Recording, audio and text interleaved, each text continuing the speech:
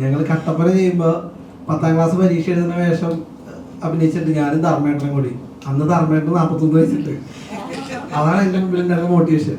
അപ്പം മണിഭായി പറയാറുണ്ട്, മണിഭായി പറയും, എടാ ഞാൻ 10ാം ക്ലാസ് പഠിച്ചിട്ടുള്ളൂ, ഞാൻ ഡോക്ടറേറ്റൊക്കെ അഭിനയിച്ചിട്ടുണ്ട് എന്നൊക്കെ പറഞ്ഞു.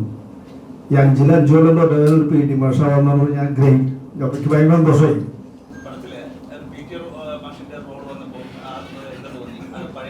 അടിപൊളി. പിന്നെ ഞാനേ ആദ്യമായിട്ടാണ് ഒരു ഫിലിമിന് ഇത്രയധികം മീഡിയയിലാണ്. ഫുട്ബോളിൻ്റെ സമയത്ത് ഞാൻ ഇഷ്ടംമാതിരി മീഡിയൻ്റെ ഫ്രണ്ടിൽ ഇരുന്നുണ്ട്. അത് ഫസ്റ്റ് ഡയറക്ടറിനെ വിളിച്ചിട്ട് പറഞ്ഞു, ഇങ്ങനെ ഒരു PT മാസ്റ്റർ ഒരു റോളുണ്ട് ചെയ്യണം എന്ന് പറഞ്ഞു. അതുകൊണ്ട് പോലീസല്ല വില്ലനായിട്ട് അഭിനയിക്കില്ല, അത് ഈ മോദം കൊണ്ട് വേറെ എന്ത് ചെയ്യാനേ. അപ്പോൾ വിഷ്ണു വിളിച്ചിട്ട് പറഞ്ഞു, ചേട്ടാ എൻ്റെ പടത്തിലാണെന്ന്. ഞാൻ പറഞ്ഞു ഓക്കെ ഞാൻ വരാം. അപ്പം മണിഭായി പറയാറുണ്ട്, മണിഭായി പറയും, എടാ ഞാൻ 10ാം ക്ലാസ് പഠിച്ചിട്ടുള്ളൂ, ഞാൻ ഡോക്ടറേറ്റൊക്കെ അഭിനയിച്ചിട്ടുണ്ട് എന്നൊക്കെ പറഞ്ഞു. ഈ 5 കൊല്ലം തൊട്ട് ഒരു PT മാഷാവാന്ന് പറഞ്ഞാൽ ഞാൻ ഗ്രേറ്റ്. എനിക്ക് ഭയങ്കര സന്തോഷമായി. കാരണം ഒരു PT മാഷായിട്ട് പടത്തിൽ അഭിനയിക്കാൻ പറ്റില്ലോ.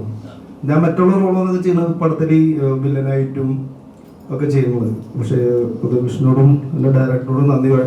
പ്രത്യേകിച്ച് മാസ്റ്റർ ഇരിക്കുന്നു ആ ഒരു ഫൈറ്റ് സീൻ. അപ്പം എന്നോട് ചോദിച്ചു എന്താണ് ഫേവറേറ്റ് എന്ന് ചോദിച്ചു. ഫുട്ബോളിൻ്റെ എന്തെങ്കിലും സ്കില്ലിടാൻ പറ്റും എന്തോ ചോദിച്ചു. അപ്പോൾ അറിയണ സാറിന് അതൊരു അപ്പോൾ ഞാൻ പറഞ്ഞു, സാറ് എന്താ വേണ്ടേ ചോദിച്ചു. അത് എന്താ മാതിരി പോടാൻ പറ്റുന്നു ചോദിച്ചു. സാർ ട്രൈ ചെയ്യാം സാർ എന്ന് പറഞ്ഞു. അതാണ് കിട്ടിയത്. അത് സാർ സൂപ്പറായിട്ട് എടുത്തു. വളരെ സന്തോഷം.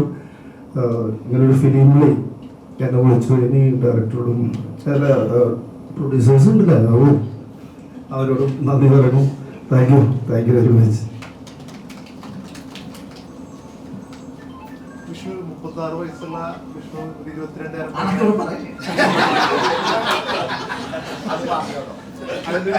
മേക്ക് ഓവർ പരിപാടി എങ്ങനെ ഉണ്ടായിരുന്നു ആ ഒരു കാലഘട്ടത്തിലോട്ട് വരാൻ?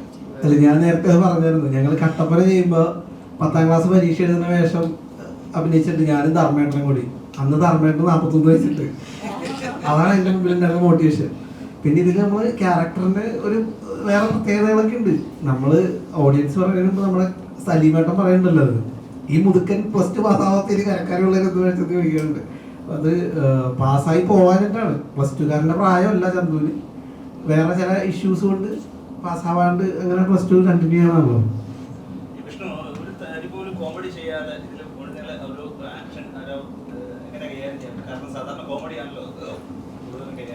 അതിപ്പോൾ എനിക്ക് എല്ലാവരും ചോദിച്ചു, ഫുൾ ആക്ഷൻ പടം എന്ന് പറയുമ്പോൾ അതൊരു വെല്ലുവിളിയാണോ? പക്ഷെ എനിക്ക് അതിനേക്കാളും എനിക്ക് കുറച്ചും കൂടി ഇൻട്രസ്റ്റ് ഉള്ള ഏരിയ എന്ന് പറഞ്ഞാൽ ഈ ക്യാരക്ടറിന് ഒരു ക്യാരക്ടറൈസേഷൻ ഉണ്ട്. ചന്തു എന്ന് പറയുന്നത് ഒരു ക്രിമിനൽ സ്വഭാവമുള്ളൊരു അച്ഛൻ്റെ മകനാണ്, പോലീസുകാരൻ്റെ മകനാണ്. അപ്പോൾ ചെറുപ്പത്തിലെ ആ ചന്തുവിനുണ്ടായ ട്രോമ ക്യാരി ചെയ്യുന്ന ഒരു ക്യാരക്ടറാണ് ത്രൂ ഔട്ട്. അതാണ് ഇയാളുടെ ഒരു ഇമോഷൻ. അങ്ങനെയാണ് ശ്രീതേട്ടൻ എൻ്റെ അടുത്ത് ഈ കഥ ഡെവലപ്പ് ചെയ്യുമ്പോൾ ഞങ്ങൾ ഉണ്ടാക്കിയൊരു എന്താ പറയുക ഷെയ്ഡ് ക്യാരക്ടർ. അത് പിടിക്കുക എന്നുള്ളതായിരുന്നു എനിക്ക്. അതെ തീർച്ചയായിട്ടും.